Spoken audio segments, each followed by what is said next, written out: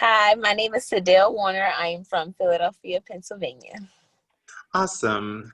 Hi, Sadele. I am Michael. One of the dancers with the Dayton Contemporary Dance Company. Senior male. I hate that title. I don't. It really, what it means is that I've been here a long time. It's okay. Legendary. It's okay. We're not gonna think about the senior part. That's the title, but we're not gonna think too deep into senior. Well, we're gonna try and own it this year. Mm-hmm. So, And Sadele. we should. First question. So we're going to start, before we ever dive into what brings you into the company, we're going to start with like kind of a little bit of your history. So what got you into dancing? Okay, so we'll say I started dancing at the age of 3. So I've been dancing for quite a bit now, basically my whole life. At the age of 3, you don't really remember everything, but I've always get this story all the time, and I do believe it because I feel like I have a picture to actually match it, how I started getting into it. So I was in Trinidad, that's where my father's from, and we were outside in town, and of course music is playing, and I'm just dancing around, just waving my flag and just having a good time to this one soca song on the ground. And then after that, my parents just decided this girl needs to get in dance class. And ever since then, from the age of 3 till now, I stuck with it.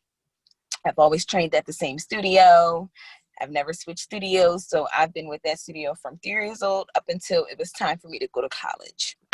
And within that time, like competing, I went to a competition studio. So we competed. When I got to my high school years, I went to performing arts high school. So I majored in, my major was dance. And then from high school to college to a University of the Arts, and studied dance as well. Oh, awesome. Yes. That's actually a rare story in so many different ways. So I'm going to back my brain up for a second before I jump into too many things. So you said your father is from Trinidad?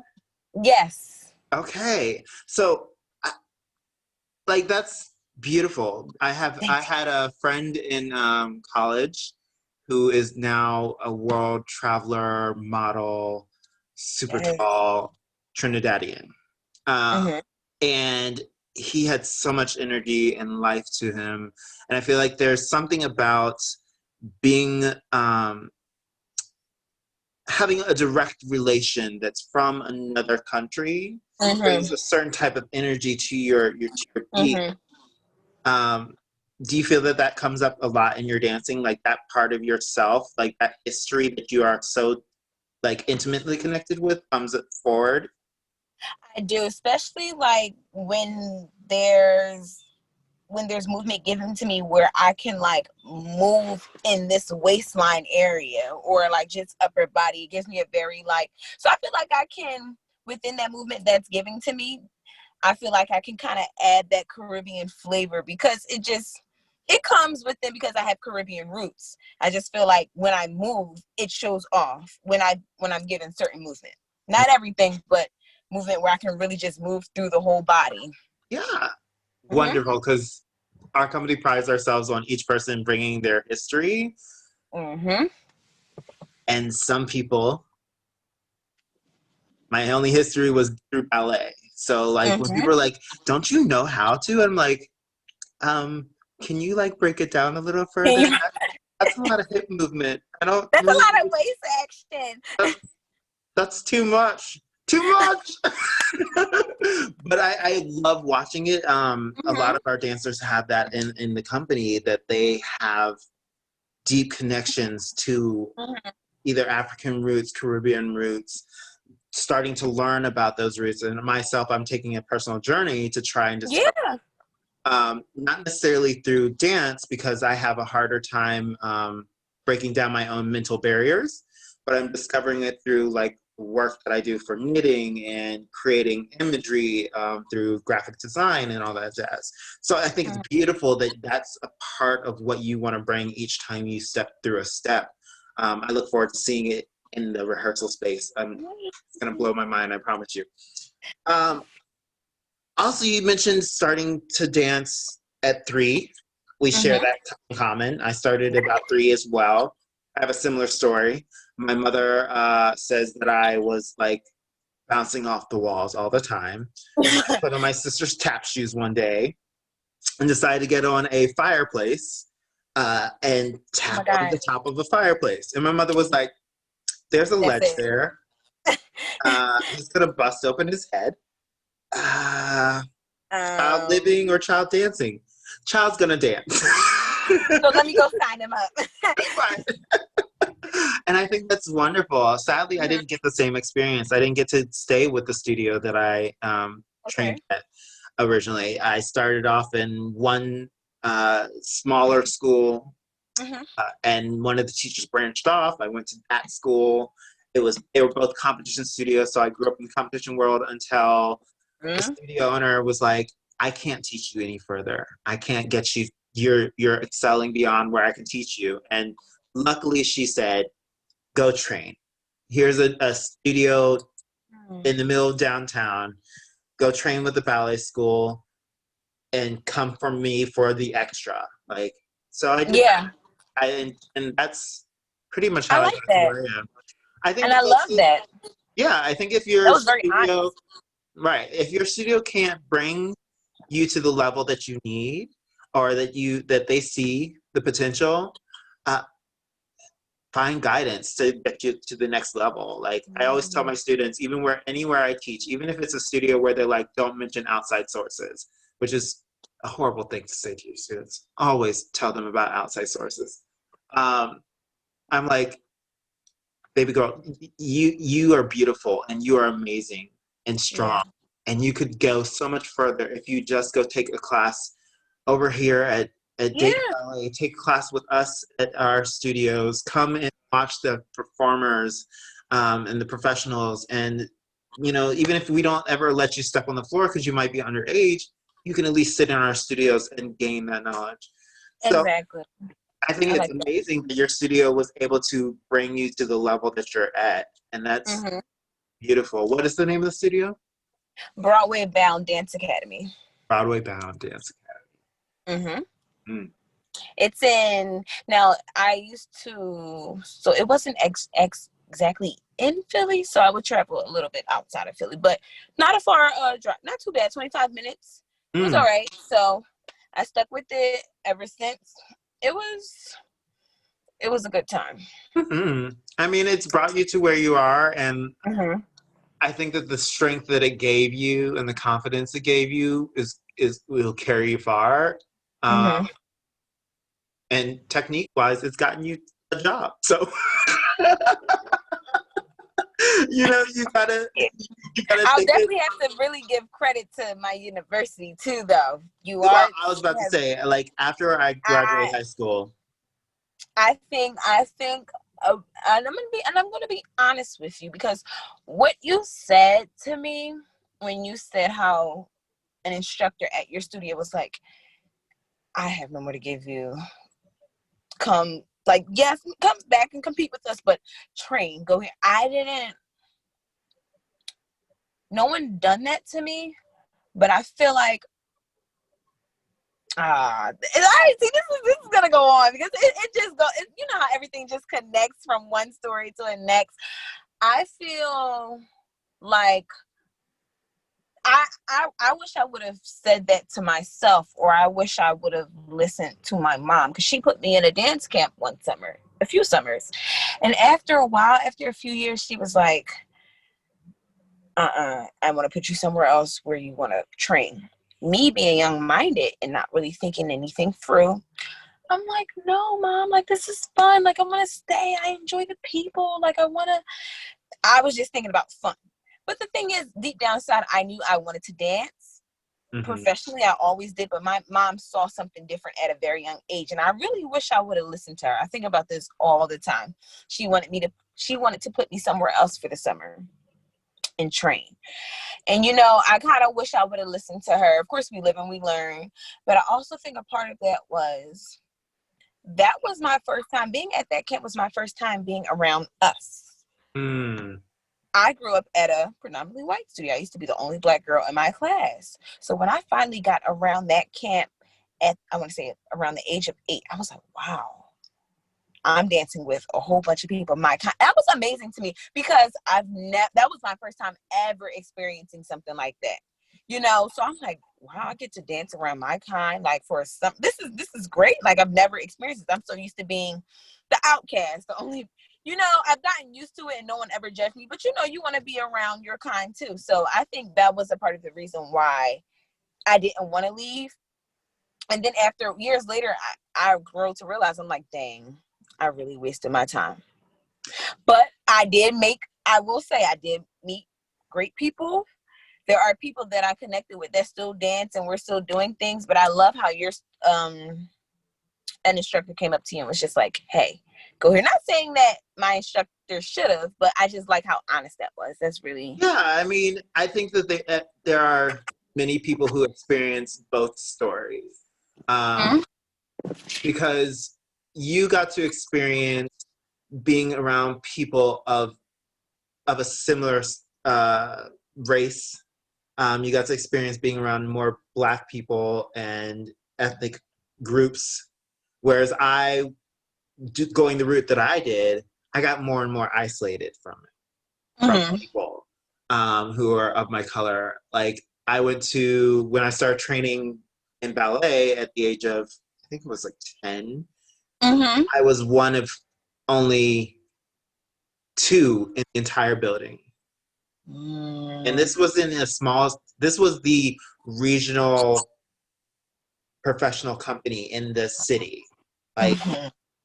this was where people were really like, send your children here if they really are going to become ballet dancers. I Yeah. was one of 2. Um, and for the longest time, I was like, this is just what it is, you know? And I grew up thinking dance was a universal thing. And so your body is your body. And if you can move it the way that is visually appealing, it will get seen. So that's what Mhm. I was thinking. I never knew any different until I went away to some summer programs and realized, oh, it's it can be more than my skin tone. That's like my skin tone is now a thing that I have to actually think about in terms of Yep. how my training is. Like, I cannot simply let my training be lax. Like, other friends of mine would be like, "Oh, we're gonna go, hang out in this park. Even though we're here at the summer program, we should be taking more classes." And I'm like, "Oh, I would love to, but the guy next to me can do his double tour to the knee, and I still can only do a single pirouette and stand. I can't even go to the knee yet. I don't know how to do that." So Right. I think each person experiences what they need to experience. It's how you Yeah. come out of it. And like you said, you in hindsight, we're looking back, and I think all every student does this eventually, is looking back and seeing the things that they missed out. But sometimes we don't look at the things that we did get and go, it's built me to who I am. And Yeah. that's the strength that I have now.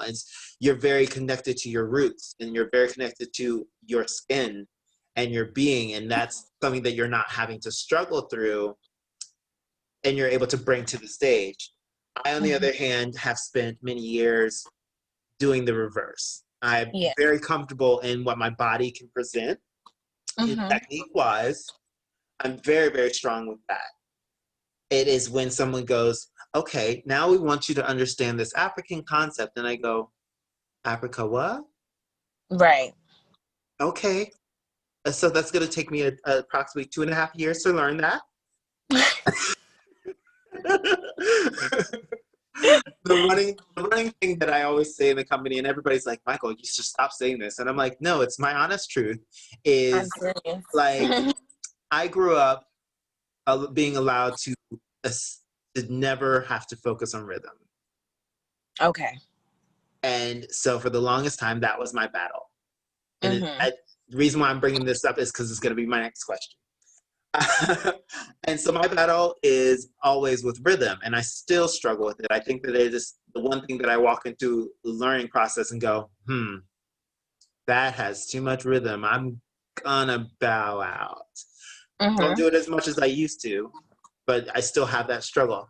So I think that each person has something that they always work through. So my question becomes, what is the one thing that when you walk into a studio you feel holds you back from a moment? Like what is not necessarily a weakness, but a nagging thought that says you might not have this?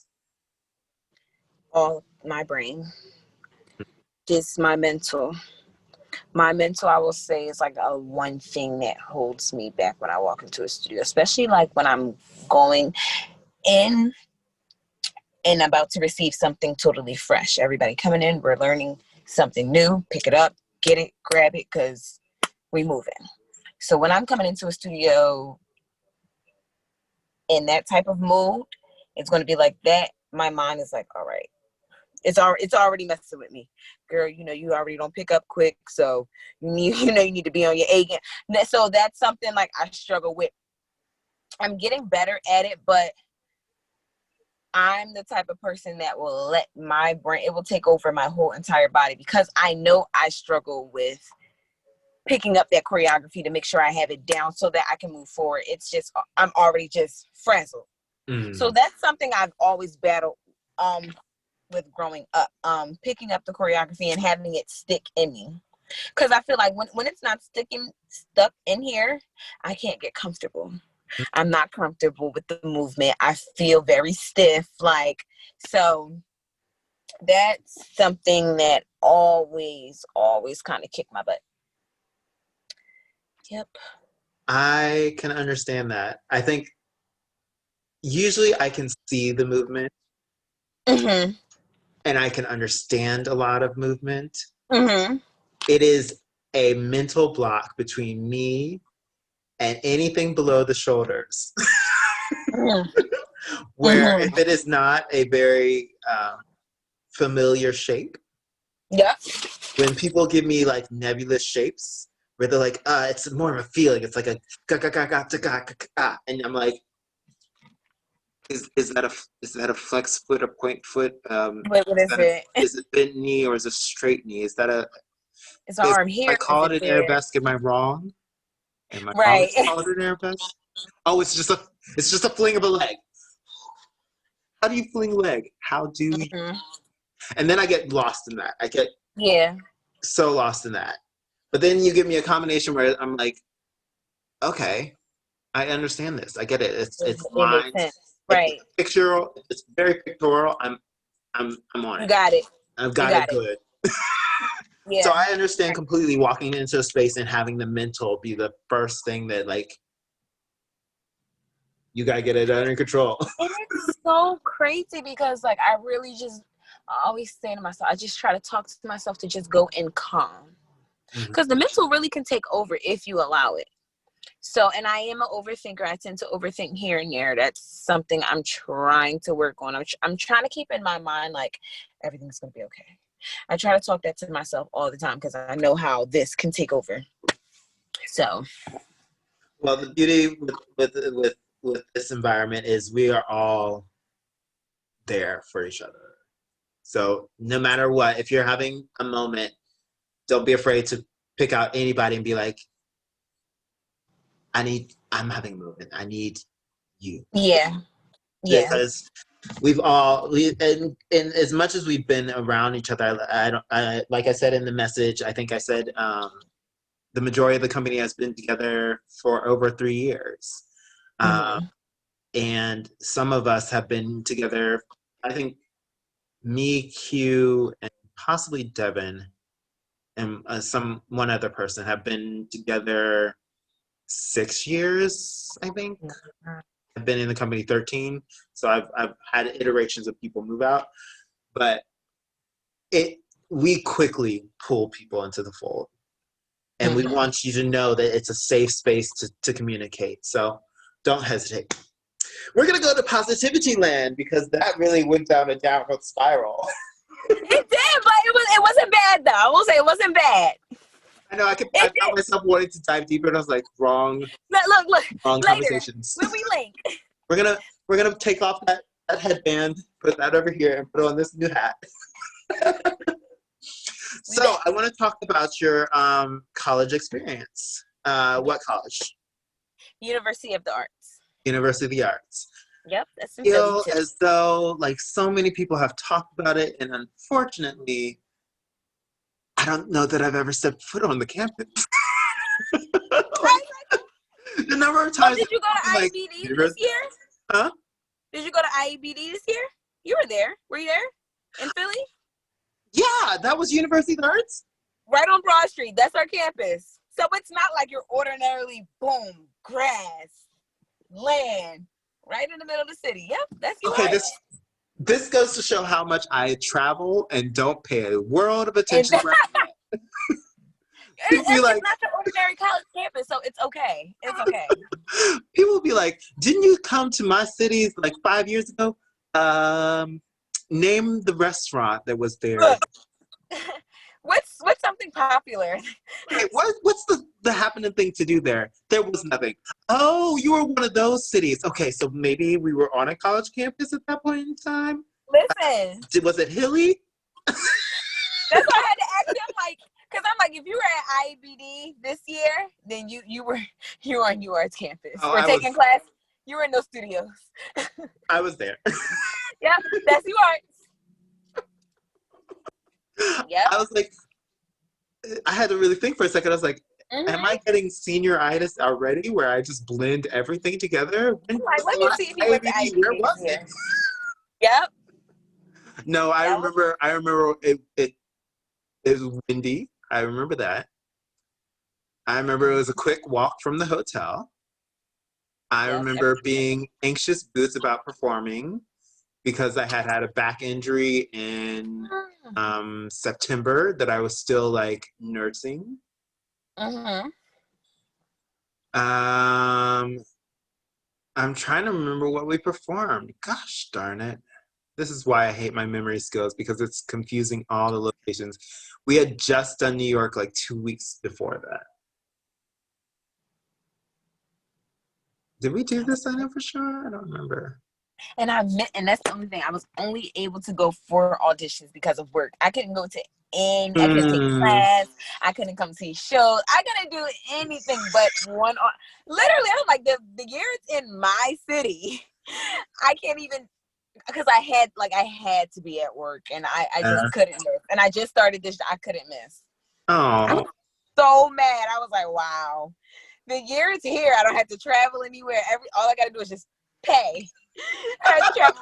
No plane, no bus, just pay for the class and pay for the ticket. I couldn't do anything but audition. But I was happy I got to do that. Yes. I couldn't miss that. So I had to do that. It was a must. So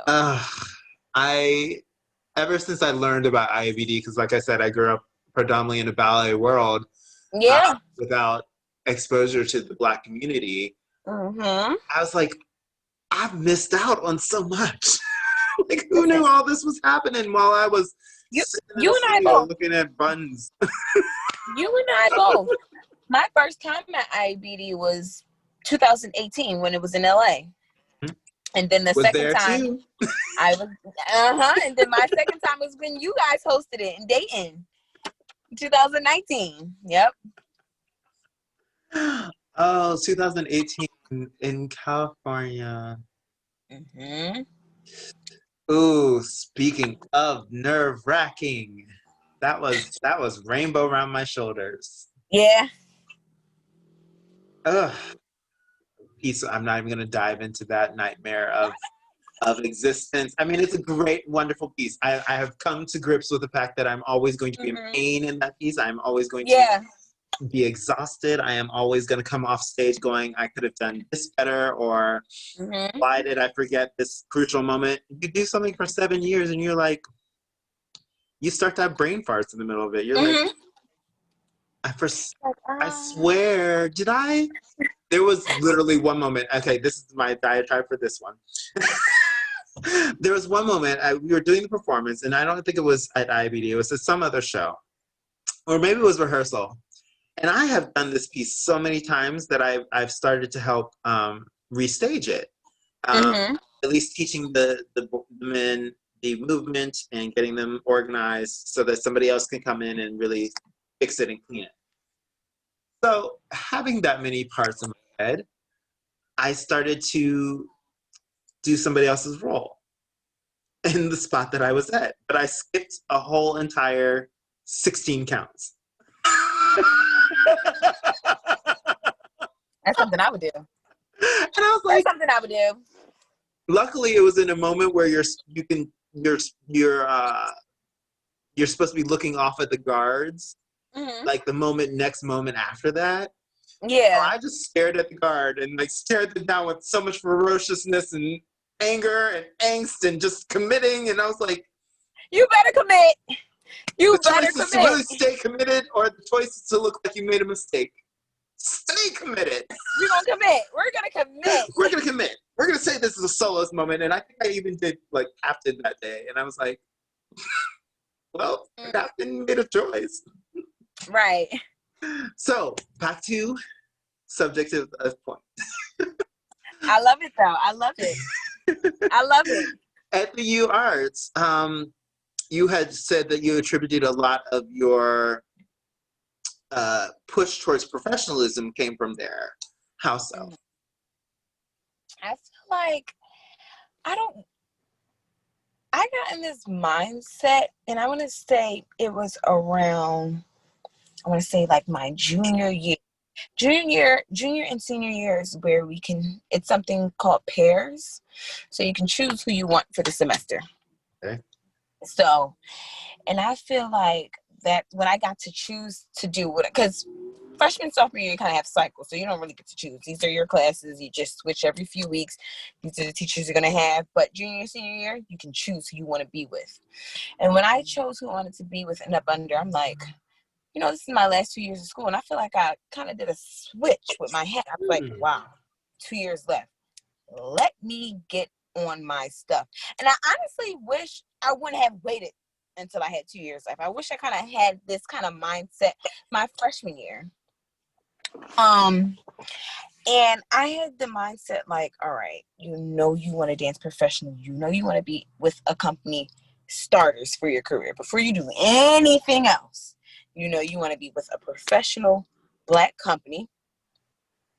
So I feel like those 2 years, I was finally taking in all those notes, like really like, not saying I wasn't listening before, but I was actually applying them how I should have been. You know how you take a note? I was, getting all types of notes throughout my whole college career, but, listening, it was never going in one ear and out the other. But I was really actually noticing that my body was actually taking in these notes. And I could tell by just watching videos from junior and senior year to freshman and sophomore year that it was different. Like the way I moved my first 2 years of college to junior and senior year was very different. I think it was also being inspired by certain people. That took a lot of play. Also just talking to professors, like really just when we're not dancing, just when we're just reflecting, sing, because we always reflected a lot in school. Let's gather, let's sit in circles, let's talk. So I feel like that came into play. I don't know. It was really weird because I just felt a big shift happen, especially my senior year. That's last year. It's crunch time. I really felt a big shift within the way I moved, within the way I take class my senior year. And, I was kind of beating myself up about it because I was like, I feel like I could have been further or like feel better if I would have, the way I was my senior year could have just been like that from the beginning of my college year. But of course, we live and we learn. I won't beat myself up about it too much because it happened. But you know how we it get. Still worked out. It still worked out. Yeah. So I love that you said that the things that happened in the last 2 years, like getting individualized with your directions and the people that you got to be paired with, kind kind of really honed into where you wanted to head into. But also Yep. like the fact that you pointed out, you know, the earlier you could have started might have actually produced even bigger results. I think as I teach a lot of my students, and one of my former dance partners who was a student, I do a Nutcracker every year here in town for South Dayton Dance Theater. And the daughter of the former owner, um, beautiful dancer, she's always been so focused as to where she wants to head. But she's gone to college and she's run into the same thing. Her first couple of years in college, it's like, I'm just trying to get my feet under the ground. I'm just trying to stand on 2 feet, understand what it is to be by myself. And now that she's graduating, she'll be a senior this year. She's hardcore trying to get those videos together and resume and trying to get it all done all at once. And I think it's smart and it behooves people who are able. Not everybody is in an environment where they are feeling like they're achieving yet. But once you feel like you have something established, start talking. Like you said, gather up your people and really have those conversations about everything. Even if it's just simply asking the question, like I'm doing with you, just finding out about the other person so that you can find out their story and take from them what can strengthen you. I definitely enjoyed my college experience, much like you. I went to an environment where technique and training was a big focus. I went to Butler University over in Indianapolis. And it is a predominantly ballet school. So I knew that was my focus. But I got into college and my kind of drive to be a professional didn't really go away. It just kind of went down a couple levels and kind of simmered while I got my feet my freshman sophomore year. And so while I was like, ooh, all these guys are doing so many amazing things and I really want to be on their level. Let me compete with them and try and get myself up to the next ladder. Yep. I wasn't at the same time thinking about talking to my professors, about talking to other professionals in the area, making those connections and seeing how they can rise me. I think that's important. Like even in our community now, I'm hoping by doing these conversations, the local energy will collect around DCDC and around other professionals so that young artists start to look towards us to help them kind of rise above. Because this community has a lot of arts that come in, but we don't get a lot of arts that stay. Like we have had, because at the moment all theaters are closed. So I'm going to put that caveat in there. Save our arts. Save our arts. We're saving it. Let's save, please. Oh my goodness. One dance at a time. We'll save it. Okay. But so many arts are brought in. Broadway shows and big operas, and Philharmonic has a beautiful orchestra that we work with occasionally. But a lot of art doesn't stay. And I think it's a part that the level to which professionals reach out, but also the energy coming up and in is that they're all told it's elsewhere. It's all out there. It's not here. I almost lost my thought. That being said, I think that the conversation needs to happen early, especially as you're developing yourself as an artist. And luckily, both of us found our journey, and it brought us to where we're at.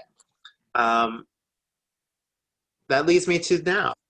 What is your hopes with the company when you join and we physically are in the same space and able to move together? What in your mind is the ideal and what, not necessarily your goal and end goal, but something that you're thinking of improving in yourself?